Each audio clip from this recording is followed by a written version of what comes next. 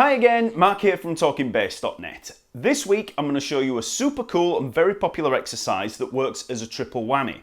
You get some great practice of the cycle of fourths, the major scale and the notes on your neck, all at the same time. Way! The lesson material for this video can be downloaded from TalkingBass.net, so just follow the link in the info below, and while you're there, have a look around and sign up for free for a load of exclusive bass resources. There's a bunch of free ebooks, a forum, and the all-important practice room where you can find lots of resources for helping with your practice. So, check it out.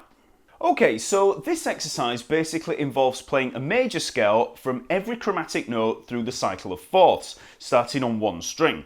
So we're going to need to know our major scale, we're going to need to know the cycle of fourths and the notes on the neck. Now, don't worry about weaknesses in any of these areas because this exercise and this lesson is intended to help with those problems. Also, be aware that you don't have to stick to using a major scale. You can literally practice anything through the cycle. Arpeggios, intervals, bass lines, and even complete tunes.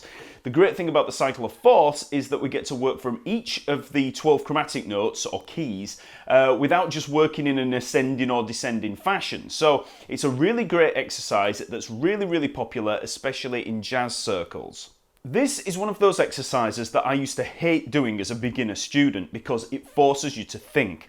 You can't just rely on some kind of fret pattern autopilot. You have to know the sequence of notes in the cycle in your head, and you have to know every note on the neck that you're going for. It's okay to rely on patterns for the major scale to begin with because our aim is to nail just the root notes and the cycle to begin with, but you'll eventually want to work on removing that pattern reliance too, and that's something that I'll be covering in the next lesson. So first of all, let's make sure that you know the major scale pattern. Now this is the easiest part of the exercise and it's probably something that you all know anyway, but I'll go over it again anyway as a refresher just in case.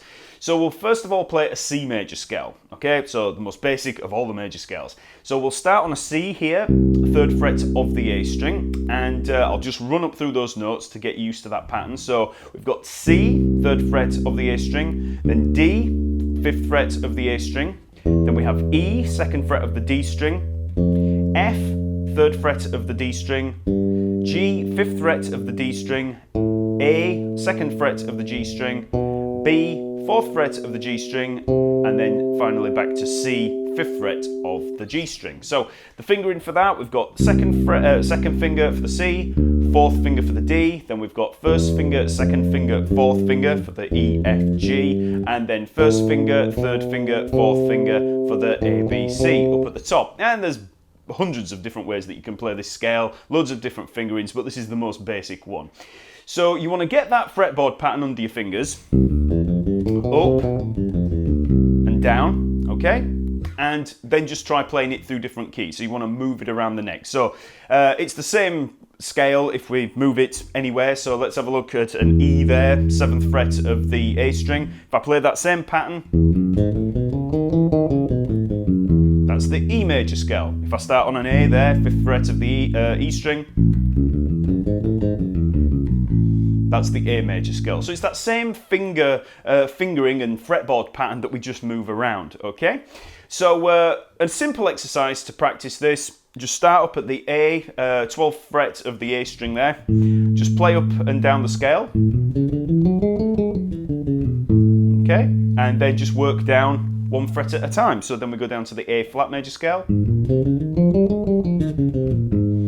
the G major scale.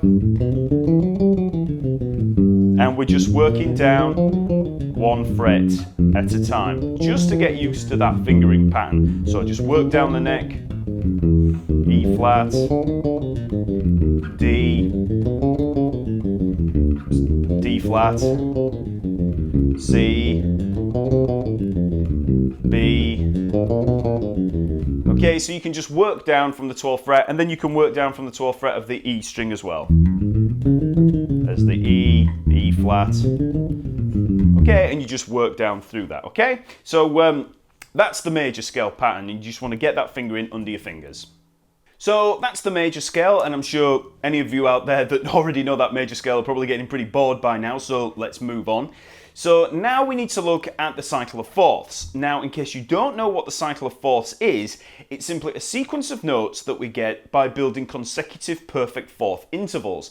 And along with the cycle of fifths, it's an important part of understanding key signatures and chord progressions and harmony in general. So let's have a see how that works. So first of all, let's just make sure that you know the fourth interval, okay? So we'll have a look here, the C, 3rd fret of the A string there.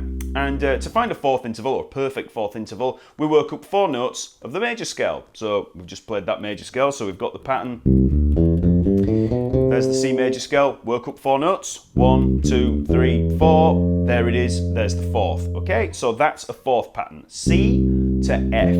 Okay, so that pattern you see there, that fretboard pattern, that's a perfect fourth interval. And it's a very easy pattern to remember because it's simply same fret, next string. Very, very easy, okay? So that's a fourth, a perfect fourth.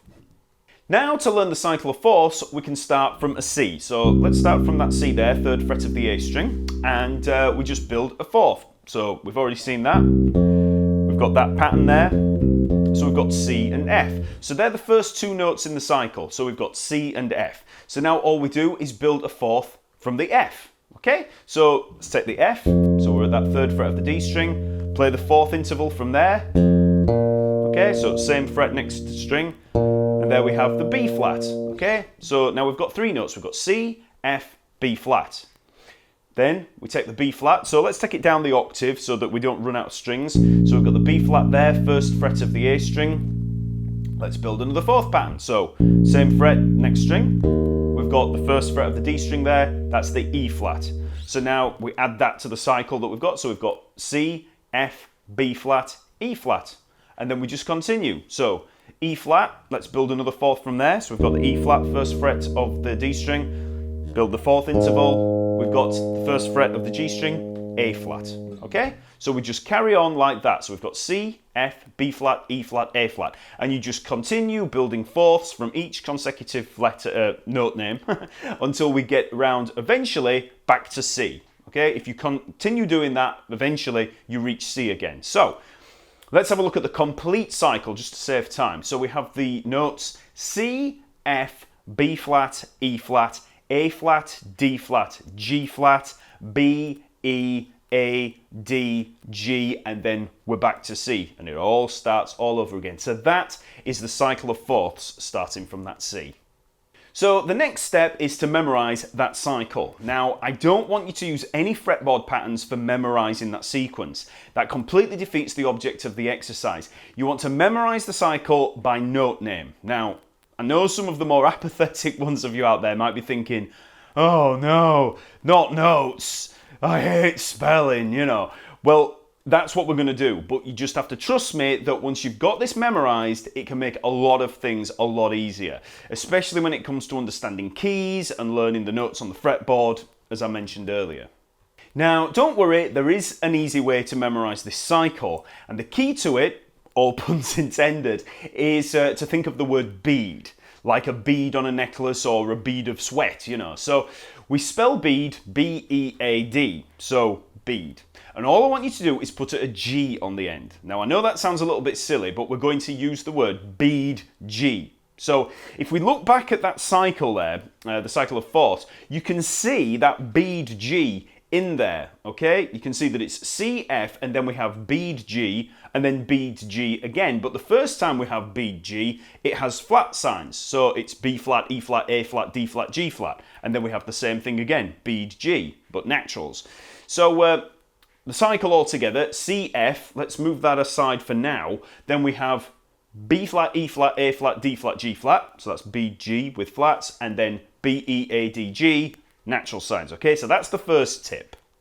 For the C and the F at the start, just think of the starting note C, okay? So that's simple. You know, lots of things, these examples start on a C. So you just think of, we're starting on C, and then just think of the perfect fourth pattern, okay? So if you've got used to seeing the fourth patterns, that should be quite simple. So we've got C and F, okay? So C and F, then we've got bead G, flats, and bead G, naturals. And that's it. That's the cycle of fourths. So you just want to recite that to yourself a few times. C, F, B flat, E flat, A flat, D flat, G flat, B, E, A, D, G. C, F, B flat, E flat, A flat, D flat, G flat, B, E, A, D, G. Okay, so it's in 3 parts really. We've got the C and F, the 4th at the beginning, then B, G flats, B, G naturals, okay? So that's as simple as I can make it really. You just have to memorize that cycle and just go around it in your head just a few times. Okay, so now we can work on applying it to the bass. Okay, and this will help with memorizing it. So first of all, let's just try playing each note of the cycle in a familiar area. So we'll try down low here, okay? And we're just going to work through it slowly, just playing each note in turn. Now you could try this with a metronome if you wanted, but I'm not going to, and I don't think you should until you've got it down, okay? Because it'll just add extra stress to it. You want to work through it slowly, and at first it might be quite difficult to get, and you could do without the extra pressure of the metronome, okay? So let's just work through it. Down here, just pick out whichever note is the most familiar to you. So we'll start on a C. So I'm going to play that C there, 3rd fret of the A string, and then just find the next note, an F. Okay, so go for any F that you know. So there's an F. Next note, B flat. There's a B flat. Then an E flat. So we've got an E flat there, or we could come up here for this E flat, whichever one is the most familiar to you. Next up, A flat. So I've gone for that A flat there. You could also go for that A flat there, but you know, like I say, just the familiar ones. Next up, D flat. There's the D flat. Now we go for a G flat. So we could go for that G flat down there, or we could go to that one up there. So I'm playing that one there. Now we go to B. So there's a B. Then we have an E. So I could play the open E.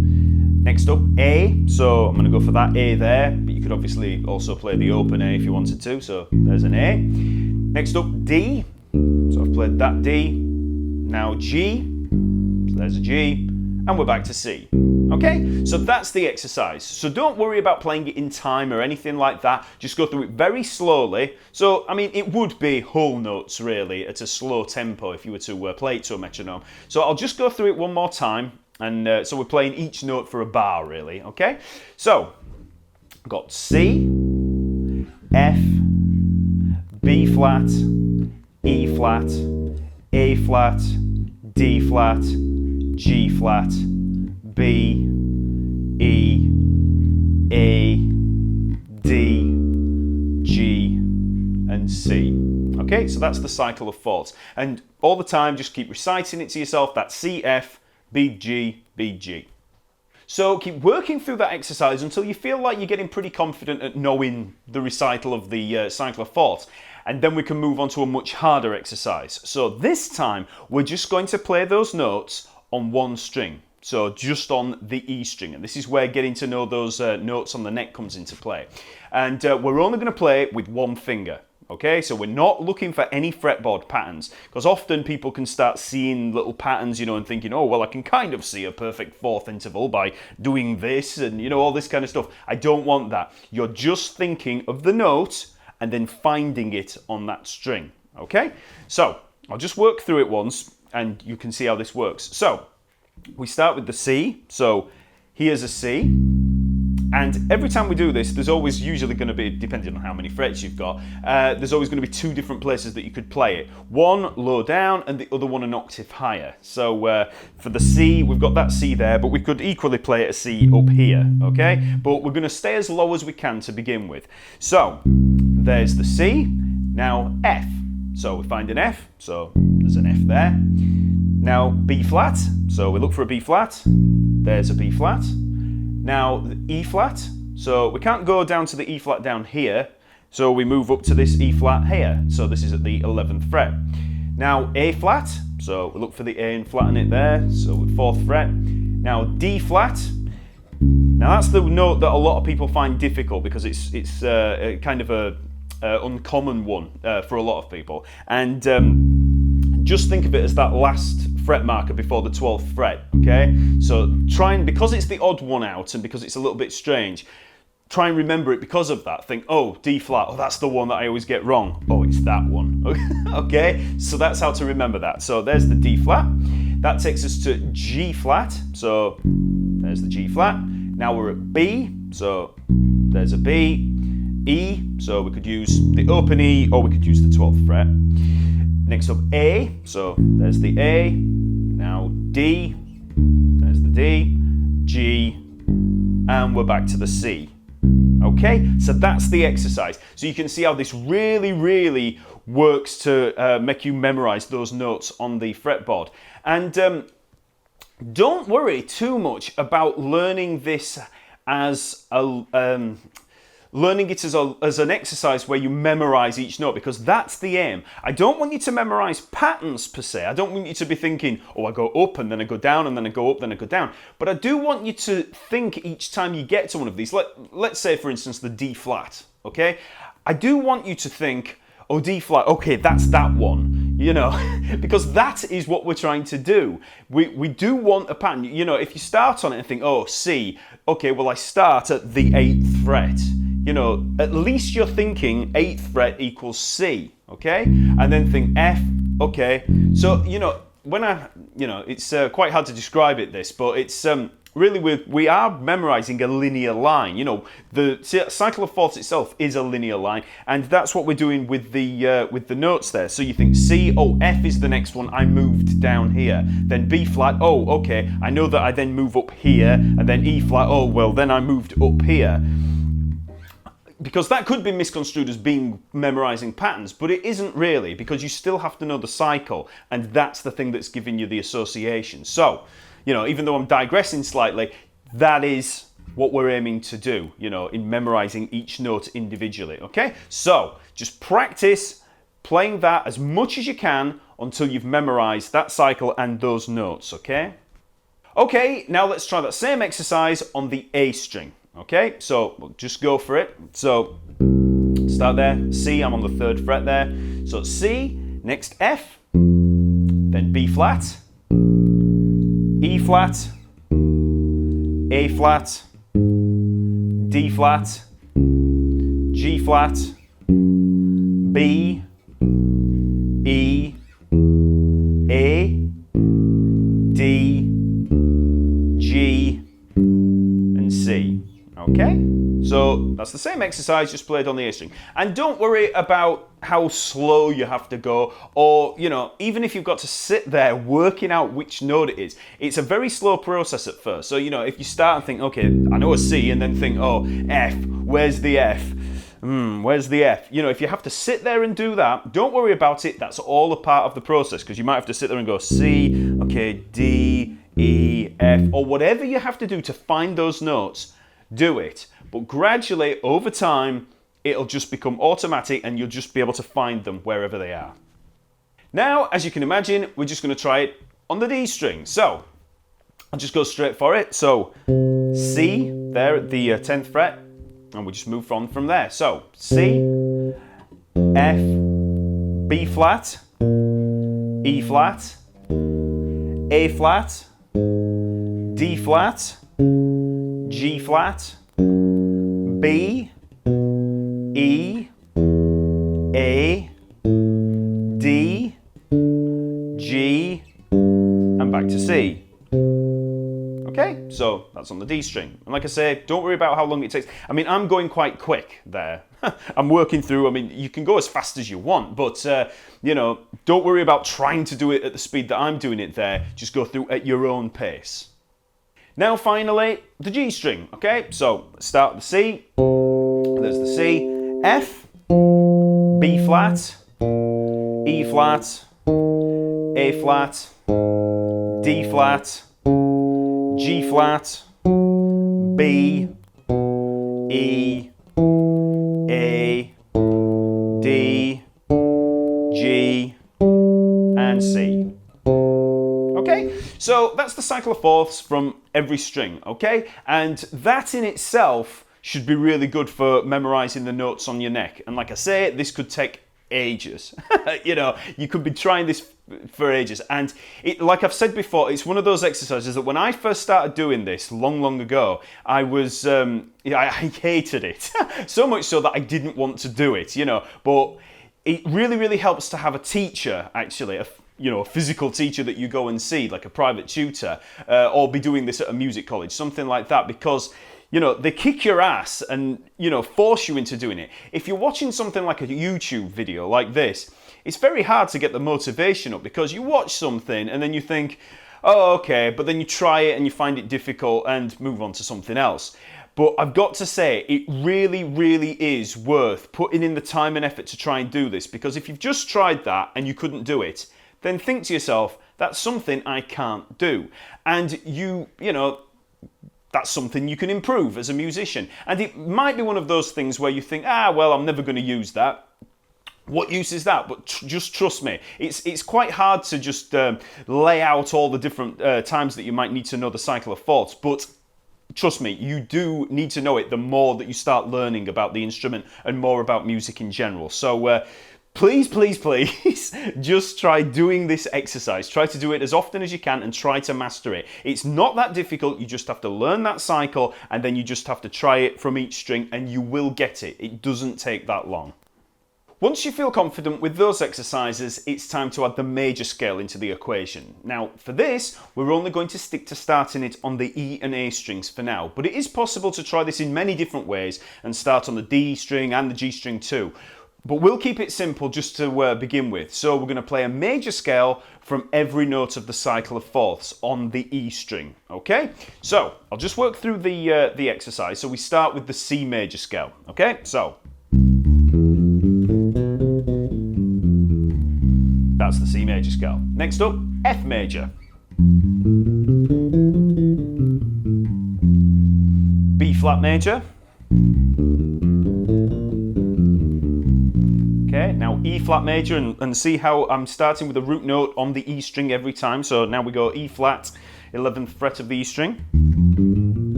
Now A flat major. D flat major, G flat major, B major, E major, A major, D major, G major, and we're back to C.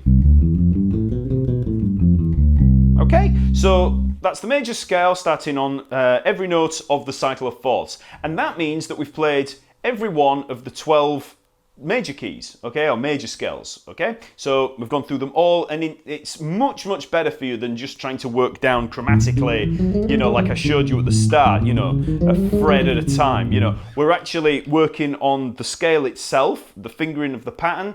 We're moving across the strings. We're getting a little bit of technical, practice. We're learning the notes on the neck, and we're learning the cycle of fourths all at the same time. So it's a really, really good way of practicing pretty much anything. Now let's try that same exercise, working through the cycle of fourths with the major scale, but this time starting with root notes on the A string, okay? So I'll just go for it and you can see how it works. So start with C major, F major, B flat major, E flat major, A flat major, D flat major, G flat major, B major, E major, A major, D major, G major, and we're back to C major. As I mentioned earlier, you can try this with any musical material. So you could try it with arpeggios. So you could try C major, F major, you know, B flat major, you know, any kind of musical material. You can even try playing tunes, you know, heads of jazz standards, things like that. People will try playing Donna Lee through the, you know, through the cycle of fourths, things like that. And, you know, that can become really, really tough. But it's a really, really good way of whatever you're playing, transposing it to every different key, okay? Working through all 12 keys.